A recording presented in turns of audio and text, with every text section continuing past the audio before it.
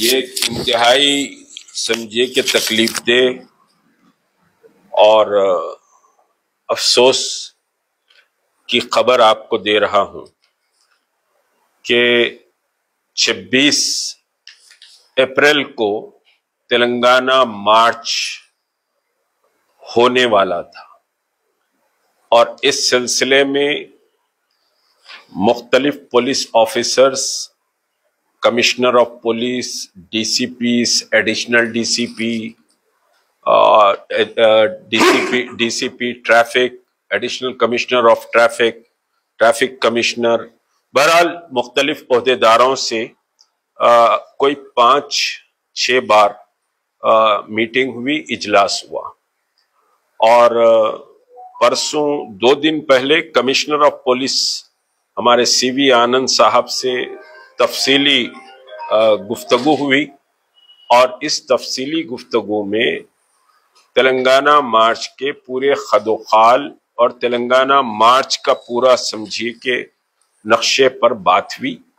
انہوں نے اپنے ماتحت عہدیداروں پر کو احکامات بھی جاری کیے کہ جوائنٹ ایکشن کمیٹی کے ساتھ تعاون کیا جائے، اور حتیٰ کہ این ٹی آر اسٹیڈیم کی بات بھی ہم نے ان کے سامنے رکھی کہ وہاں خواتین کے لیے انتظامات ہم کرنا چاہتے ہیں، مگر وہ 1 دن پہلے ہمارے لیے اویلیبل بھی رہے کیونکہ این ٹی آر اسٹیڈیم کو لاک رہتا ہے، تو فوری انہوں نے احکامات بھی جاری کیے۔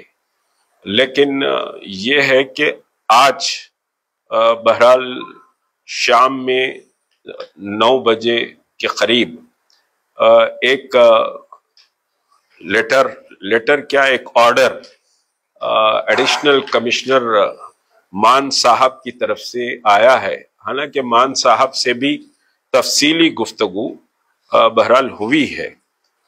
پولیس کا استدلال بہرحال مختلف باتوں پر ہے کہ بہت زیادہ کراؤڈ رہے گا، ٹریفک کے لیے ڈسٹربنس ہو جائے گا، سیکریٹریٹ کا بھی سمجھیے مسئلہ ہے، وہاں تک کراؤڈ رہے گا، ایسے یہ وہ ساری باتیں ہیں۔ لیکن اصل جو مسئلہ ہم کو سمجھ میں آتا ہے کہ دیکھیے اس کے پیچھے کچھ سیاسی طاقتیں بھی ہیں، اور وہ سیاسی طاقتیں اس تلنگانہ ملین مارچ سے بہت پریشان ہیں، ان کا چین اور سکون اڑا ہوا ہے، اور مختلف حربے بھی استعمال کیے جا رہے ہیں کہ اس تلنگانہ مارچ کو ناکام کیسے کیا جائے۔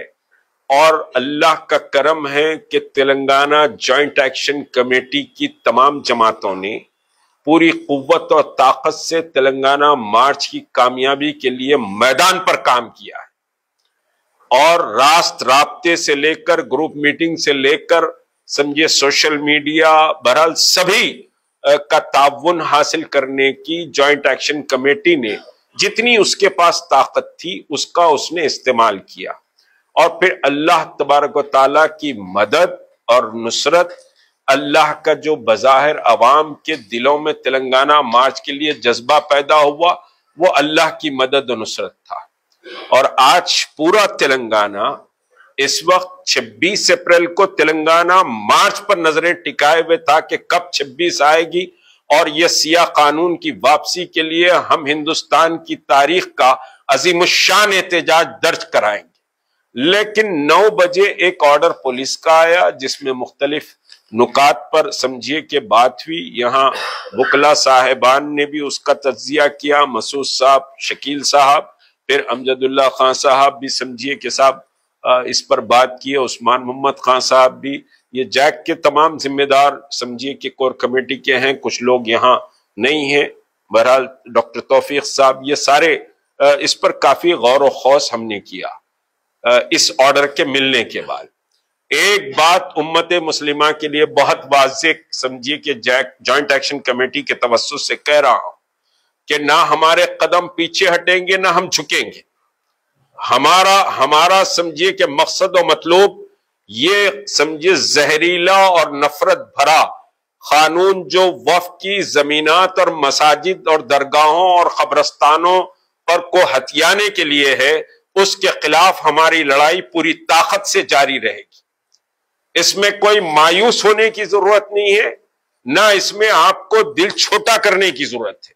یہ لڑائی لمبی لڑائی ہے، اور 26 اپریل کو جو تلنگانہ مارچ تھا، ٹھیک ہے، پولیس نے یہ کہا کہ بھائی ہم آپ سے گفتگو کریں گے، اس میں لکھا ہوا ہے واضح کہ ہم آپ سے گفتگو کریں گے، اور پھر ایک نئی ڈیٹ ہم سمجھیے کہ صاحب آپ اناؤنس کریں، ہم وہ ڈیٹ پر کنسیڈر کریں گے، فلاں کریں گے. ہم آج پولیس ڈپارٹمنٹ کو جوائنٹ ایکشن کمیٹی یہ کہہ رہی ہے کہ نئی ڈیٹ آپ سمجھیے کہ صاحب 5 دن کے اندر ہم کو اطلاع کریں، اور 5 دن کے بعد ہم 29 اپریل کو جوائنٹ ایکشن کمیٹی بیٹھے گی اور نئی تاریخ کا اعلان کیا جائے گا. ہم اپنے قدم واپس لینے والے نہیں ہیں، نہ یہ جدوجہد رکنے والی ہے. آپ اگر تاریخ تبدیل ہو رہی ہے تو جدوجہد ختم نہیں ہوگی، جدوجہد رکے گی نہیں. یہ لڑائی لمبی لڑائی ہے، اور لمبی سانس بھر کر ہم یہ لڑائی لڑنے کی تیاری کر چکے ہیں. اور آپ کو اپنے مساجد، قبرستان اور درگاہوں اور اپنی شناخت، اپنی تہذیب اور اس ملک کے دستور کو بچانے کے لیے یہ لڑائی کے لیے ہر وقت کمر بستہ رہنا پڑے گا. تاریخوں سے سمجھیے کہ صاحب تاریخ تبدیل ہونے سے انقلابات نہیں رکتے، بلکہ انقلابات مزید سمجھیے کہ جڑ اس کی مضبوط ہوتی ہے اور وہ درخت بہت اونچا ہو جاتا ہے. حالات کے رکاوٹوں کا مقابلہ جوائنٹ ایکشن کمیٹی کرتے آئی ہے.